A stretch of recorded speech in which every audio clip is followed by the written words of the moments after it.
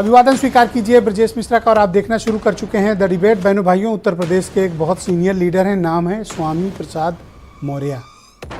Bahujan Samaj party से BJP होते हुए समाजवादी पार्टी पहुंचे हैं और बड़े पुराने नेता हैं।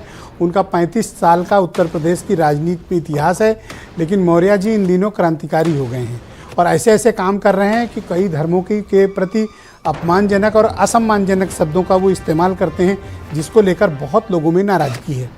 विशेष तौर पर वो हिंदू धर्म के लोगों पर कटाक्ष करते हैं, देवी देवताओं पर टिप्पणियां करते हैं जो लोगों को आहत करती हैं, धर्म ग्रंथों पर प्रश्न चिन्ह उठाते हैं और धर्म ग्रंथों में जो कुछ भी लिखा हुआ है उसको लेकर वो बहुत आपत्ति प्रकट करते हैं। लेकिन उनके इस कार्य से समाज में विघटन हो रहा है, लोग नाराज हो रहे हैं। उनकी राजनीति भले चमक रही हो, लेकिन वो समाज में एक असंतोष उत्पन्न कर रहे हैं। आखिर चाहते क्या हैं स्वामी प्रसाद मौर्य और उनकी क्या राजनीति है, मकसद क्या है और उनके खिलाफ कोई कार्रवाई क्यों नहीं हो रही है? आज हमारी चर्चा का मुख्य केंद्र बिंदु यही है। बहनों भाइयों, स्वामी प्रसाद मौर्य अपने एक के बाद एक विस्फोटक, विवादित, असम्मानजनक बयानों के लिए जाने जाते हैं। स्वामी प्रसाद मौर्य पहले ऐसे नहीं थे, लेकिन इन दिनों मैं देख रहा हूं पिछले 1 वर्ष से अधिक वक्त से स्वामी प्रसाद की राजनीति में बड़ा बदलाव आ गया। अब वो राजनीतिक व्यक्ति कम और उन्होंने स्वयं एक सुधार का कार्यक्रम चला रखा है, जिसमें दूसरों के प्रति वो अपमानजनक, असम्मानजनक शब्दों का इस्तेमाल करते हैं। विशेष तौर पर हिंदू धर्म पर वो कटाक्ष करते हैं, असम्मानजनक टिप्पणियां करते हैं, हिंदू देवी देवताओं पर और धर्म ग्रंथों और उस पर लिखी गई बातों पर सवाल उठाते हैं। राजनीति में आप धर्म पर प्रश्न उठाने नहीं आए हैं। राजनीति में आप इसलिए होते हैं ताकि जनता की और समाज में चल रही समस्याओं का निराकरण सरकार के माध्यम से हो सके। अगर कोई धार्मिक क्रांति के लिए आए हैं स्वामी प्रसाद मौर्य, तो उन्हें रास्ता बदलना चाहिए, फिर वो राजनीति में गलत हैं। अगर वो समाज में और व्यवस्था और धर्म परिवर्तन का कोई मार्ग चुनना चाहते हैं तो उस मार्ग पर उन्हें चले जाना चाहिए, तब उन्हें राजनीति से संन्यास लेने का वक्त है। लेकिन जो कुछ भी वो कर रहे हैं उससे समाज में विघटन की स्थिति उत्पन्न होती है। सबको अपने धर्म के प्रति सम्मान, उसको मानने का, उसको फॉलो करने का, पूजा पद्धति का हक है और यह हक किसी को नहीं है कि किसी धर्म को लेकर कोई किसी के प्रति भेदभाव, अनुचित टिप्पणी या विघटन जैसी बातें करे। धर्म के मामलों में इस तरह की चीजों को पॉलिटिकल लोगों को अलाउ ही नहीं किया जाना चाहिए। लार्जर कंसर्न में देखें तो स्वामी प्रसाद मौर्य इस तरह की राजनीति को बढ़ावा दे रहे हैं, इस प्रकार के विघटनकारी बयानों को बढ़ावा दे रहे हैं। इससे उन्हें क्या हासिल है? इस विभेदकारी नीति से उन्हें व्यक्तिगत लाभ क्या है और वो क्या हासिल करना चाहते हैं? जिस पार्टी में है वो भी उनसे असहज है और जब भी ये मुंह खोलते हैं उनकी पार्टी से स्टेटमेंट आता है, ये उनका निजी बयान है।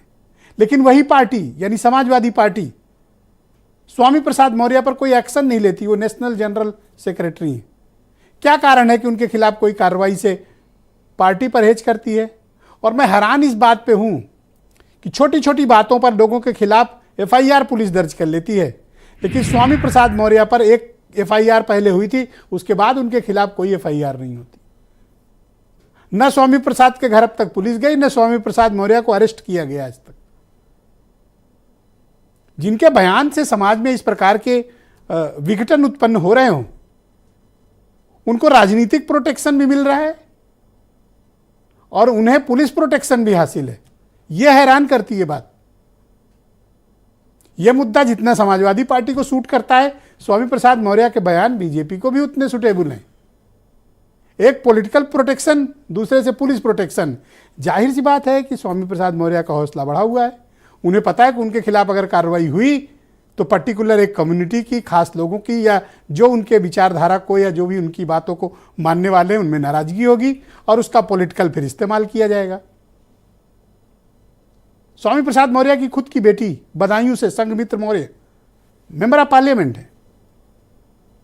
वो स्वयं कितनी बार मिनिस्टर रह चुके हैं, नेता प्रतिपक्ष रह चुके हैं।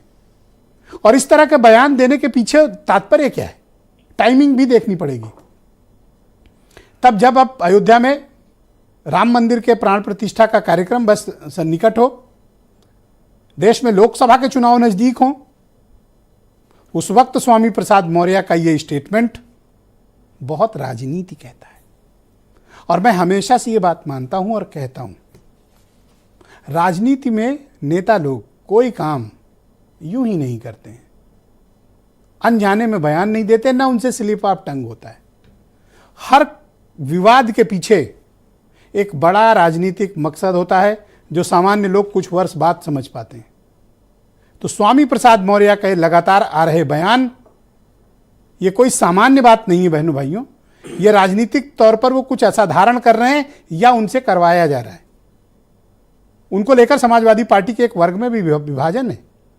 पिछले दिनों हुई बैठकों में भी स्वामी प्रसाद मौर्य के खिलाफ समाजवादी पार्टी में बहुत नाराजगी हुई, लेकिन ना तो सपा ने अब तक कार्रवाई की और ना पुलिस स्वामी प्रसाद मौर्य को गिरफ्तार कर रही है, ना उनके खिलाफ कोई ठोस कार्रवाई कर रही है ताकि उनकी जुबान बंद हो और इस तरह के विघटनकारी बयानों से बचें। बहन भाइयों, आप कुछ बयान सुने, फिर आज की परिचर्चा में हम स्वामी प्रसाद पर खुलकर बात करने वाले।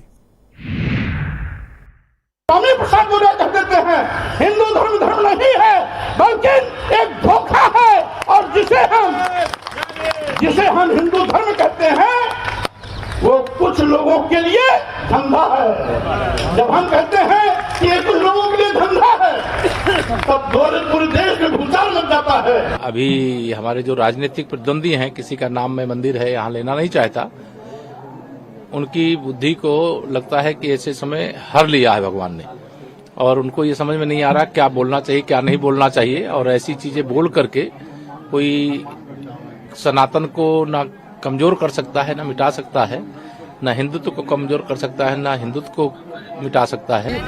बोला है, राष्ट्रीय अध्यक्ष ने भी कहा है कि ये उनके व्यक्तिगत विचार है, वो ये पार्टी की सोच नहीं है।